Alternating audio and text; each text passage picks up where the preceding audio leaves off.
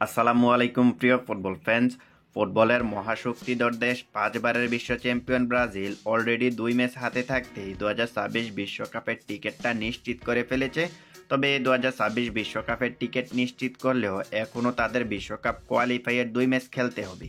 তাই ব্রাজিল সেপ্টেম্বরের 5 তারিখ চিলি এবং সেপ্টেম্বরের 10 তারিখ বলিভিয়ার বিপক্ষে তাদের সর্বশেষ দুটি বিশ্বকাপ কোয়ালিফায়ার ম্যাচ খেলতে নামবে। সেই ম্যাচকে কেন্দ্র করে আগামী মাসের মাঝামাঝি কিংবা তৃতীয় সপ্তাহের শেষের দিকে তাদের স্কোয়াডটা ঘোষণা করবে। ওই স্কোয়াডের ডিফেন্স লাইন কেমন হতে পারে সেটা নিয়ে গত 2 দিন আগে একটা ভিডিওতে কথা বলেছিলাম। তাই আজকের এই ভিডিওতে আমি ব্রাজিলের মিডফিল্ডে নিয়ে কথা বলতে এসেছি। দেখুন, গত ফিফা উইন্ডোতে ব্রাজিল 25 সদস্যের একটা স্কোয়াড ঘোষণা করেছিল। তবে ম্যাচ শুরুর আগে 25 জনের স্কোয়াড থেকে 23 জনের একটা স্কোয়াড নামিয়ে এনেছিল ফিফার নিয়মের কারণে। সেই স্কোয়াডে আমরা দেখেছি 3 জন গোলকিপার, 8 জন ডিফেন্ডার, 6 জন মিডফিল্ডার এবং 6 জন ফরওয়ার্ড ছিল।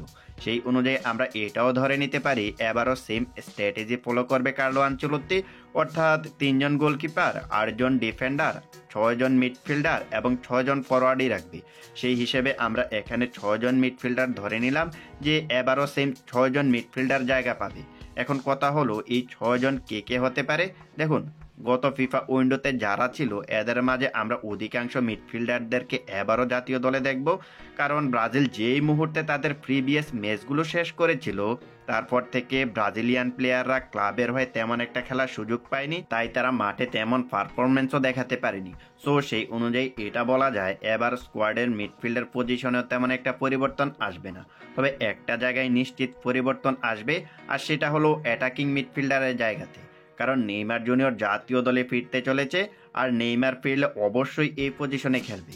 তাই এই জায়গাতে পরিবর্তন আসবেই আসবে। এখন আপনি যদি অ্যাটাকিং মিডফিল্ডার পজিশনের দিকে ফোকাস দিতে যান তাহলে আপনাকে গত 2 ম্যাচের ফরমেশনের দিকে ফোকাস দিতে হবে। কার্লো আনচেলত্তি লাস্ট 2 ম্যাচে ব্রাজিলকে 2টা ফরমেশনে খেলিয়েছে। প্রথম ম্যাচে 4-3-3 ফরমেশনে খেলিয়েছে এবং পরবর্তী ম্যাচে 4-2-3-1 ফরমেশনে খেলিয়েছে। এই 2 ফরমেশনের মাঝে 4-3-3 ফরমেশনে কোনো অ্যাটাকিং মিডফিল্ডার খেলায়নি সে, তবে 4-2-3-1 ফরমেশনে একজন অ্যাটাকিং মিডফিল্ডার খেলিয়েছে যার নাম হলো মাতিয়াস কুনা।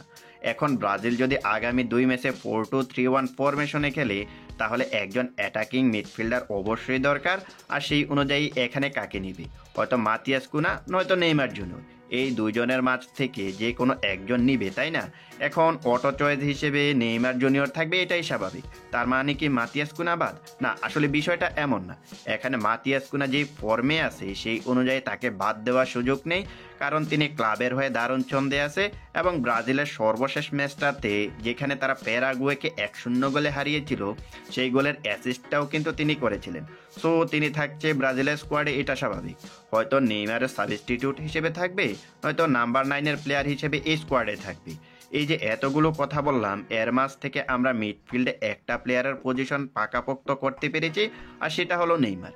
এবার আসি বাকি প্লেয়ারগুলোর দিকে, কারণ এখনও আমাদের 5টা প্লেয়ার বের করতে হবে। বাকি 5টা প্লেয়ারের মাঝে হোল্ডিং মিডফিল্ডার হিসেবে ব্রাজিলের মিডফিল্ডার প্রাণভ্রমরা ক্যাসেমিরো থাকবে, সেটা হয়তো আর বলার অপেক্ষা রাখে না। ক্যাসেমিরো থাকলে বুনো গুইমেরেস কি দোষ করলো ভাই? সেও তো একটা জায়গা ডিজার্ভ করে, তাই না? কারণ গত ম্যাচে বুনো গুইমেরেস যা খেলেছে সেটা সত্যি অতুলনীয়। গত ম্যাচে প্যারাগুয়ের বিপক্ষে বিল্ড আপ ফুটবল থেকে শুরু করে অফেন্সিভলি দারুণ খেলেছে। কি পাসিং, কি ড্রিবলিং, কি ট্যাকেল, কি লং বল, সব জায়গাতে নিজের সেরাটা দিয়ে ম্যাচের সর্বোচ্চ 8.1 রেটিং ক্লেম করেছিলেন। এবার আপনারাই বলুন তো, তাকে কি বাদ দেওয়া যাবে? এমন পারফরমেন্স করা প্লেয়ারকে বাদ দেওয়ার প্রশ্নই ওঠে না।